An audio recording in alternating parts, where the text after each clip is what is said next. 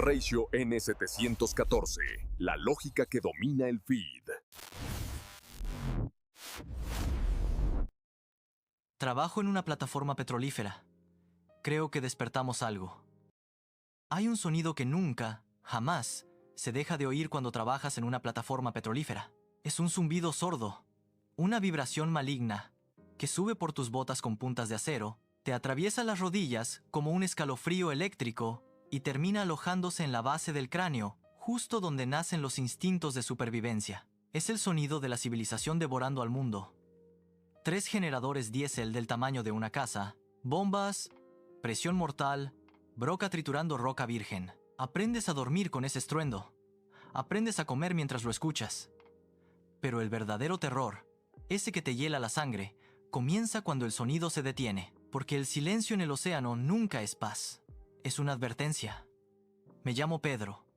Soy ingeniero de perforación senior en la plataforma Vanguard 7. Estamos anclados a 450 kilómetros de la costa brasileña, justo en el borde del Presal, en una región que los geólogos llaman con desprecio zona abisal no cartografiada. La Vanguard no es una estructura de acero cualquiera.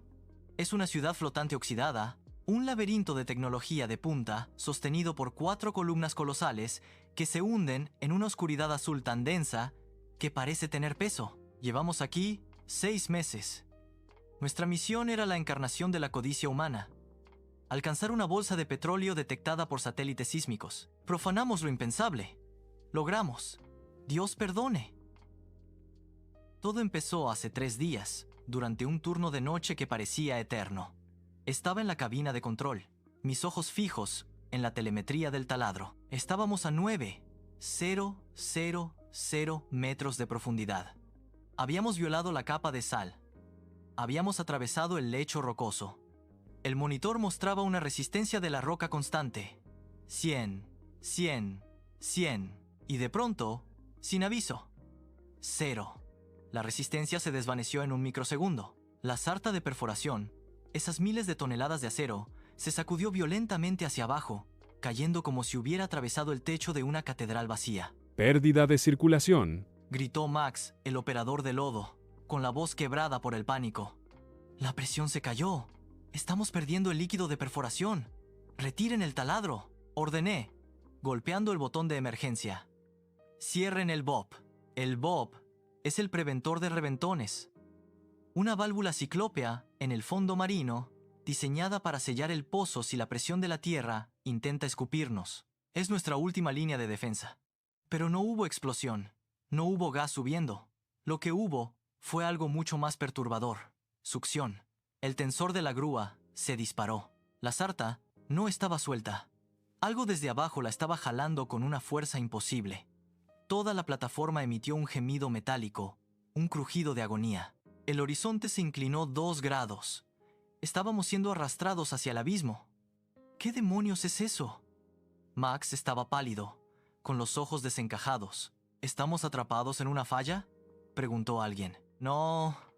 Miré los monitores y sentí que el estómago se me revolvía.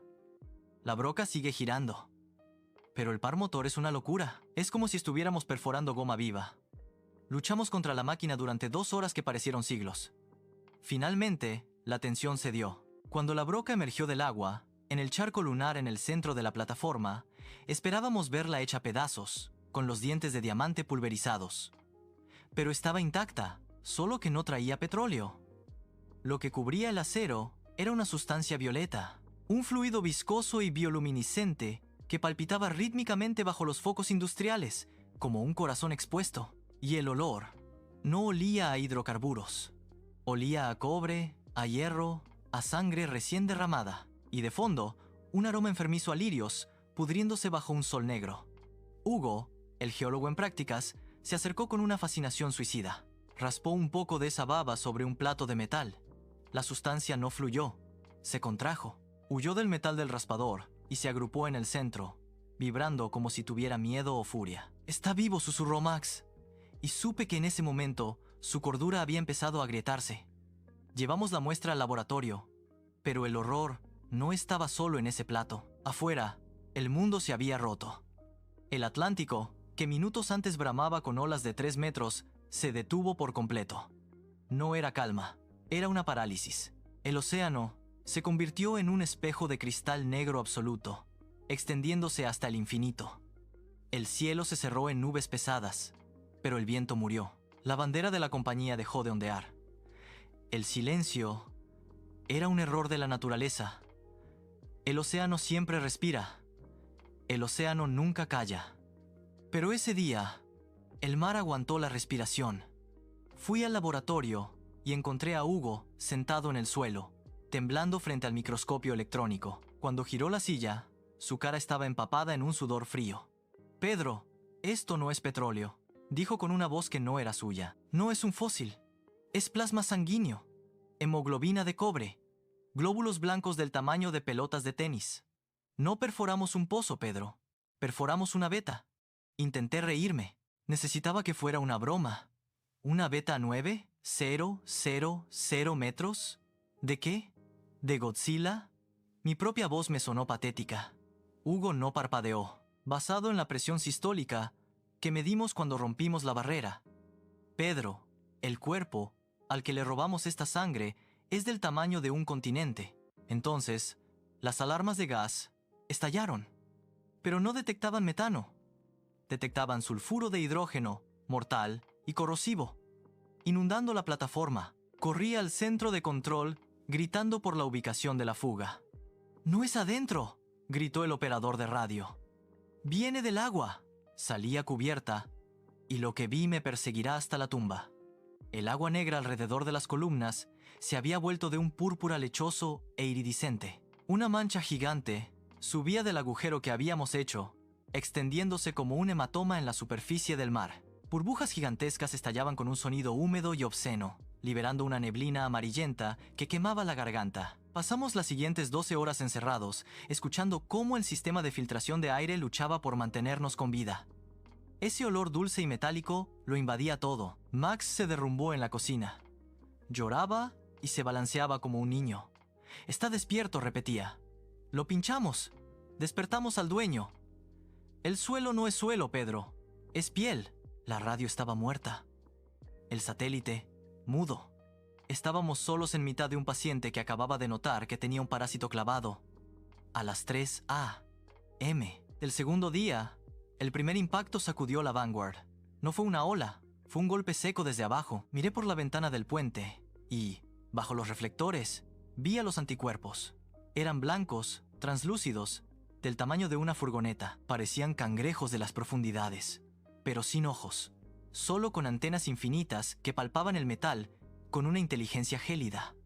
Había cientos. Trepaban por las columnas de la plataforma como piojos por un brazo herido. «Somos la infección», dijo Hugo detrás de nosotros, con una bengala en la mano y una sonrisa de resignación. «Perforamos la piel e inyectamos metal y lodo tóxico. El organismo está reaccionando. Ha enviado sus glóbulos blancos para limpiar la herida. Y nosotros, Pedro, nosotros somos la suciedad». Vi por las cámaras como uno de esos seres atrapaba a un tripulante en cubierta. Lo partió por la mitad con pinzas de diamante. No se lo comió. No había interés biológico. Simplemente arrojó los pedazos al mar y siguió limpiando la superficie del metal. Estaban esterilizando el área. Santiago, el comandante, quería bajar los botes salvavidas, pero era una sentencia de muerte. Aquellas cosas estaban esperando en el agua púrpura, así que decidimos luchar con hachas y bengalas contra el sistema inmunológico del mundo. Fue una pesadilla de gritos y acero retorciéndose. La torre de perforación cayó, y con ella, nuestra última esperanza de una evacuación normal. Corrí a la sala de control del Bob con un plan desesperado. Si sellábamos el pozo, si dejábamos de causar dolor, tal vez la Tierra nos ignoraría. Vi como una garra blanca se cerraba sobre la cabeza de Max, mientras él le gritaba a la criatura que lo curara. Llegué a la sala, cerré la puerta blindada, y sentí como las garras raspaban el acero afuera. El sistema estaba muerto. Tuve que bajar al sótano del módulo, al generador auxiliar, mientras una sustancia púrpura se filtraba por las rejillas de ventilación. El olor a muerte dulce me hacía vomitar. Arranqué el motor manualmente. Las luces parpadearon y corrí de vuelta a la consola. Presión crítica. Conexión inestable. Puse la mano en el botón. Dudé. ¿Podía un planeta sentir misericordia? La puerta explotó. Uno de esos anticuerpos entró. Era una criatura hermosa y terrible, con órganos internos pulsando en azul eléctrico. No rugió, solo chasqueó sus mandíbulas de cristal. Apreté el botón. A 9,000 metros de profundidad, las cuchillas cortaron la tubería. Sellamos la veta. La criatura se detuvo en seco. Sus antenas vibraron. Parecía estar escuchando un mensaje que yo no podía oír. Afuera, el estruendo de la destrucción cesó. El monstruo me miró fijamente. Retrocedió y salió de la sala. Se retiraron. Cientos de ellos regresaron al abismo. El mar púrpura se disolvió en las corrientes. Nos rescataron al amanecer, pero entre los sobrevivientes pactamos un juramento de silencio. Mentimos. Dijimos que fue una explosión de gas, que la presión destruyó la estructura. Nadie mencionó la sangre púrpura ni los cangrejos blancos, porque si decíamos la verdad, los gobiernos volverían con armas, con taladros más grandes, para intentar cosechar al planeta. Y si intentas matar a la Tierra, ella no dudará en terminar la limpieza. Hoy vivo en las montañas, lejos del agua. Sufrí por años, pero ahora entiendo la verdad. Pensábamos que la Tierra era una roca inerte. Nos equivocamos. La Tierra es el organismo. Nosotros somos las bacterias que viven en la cáscara.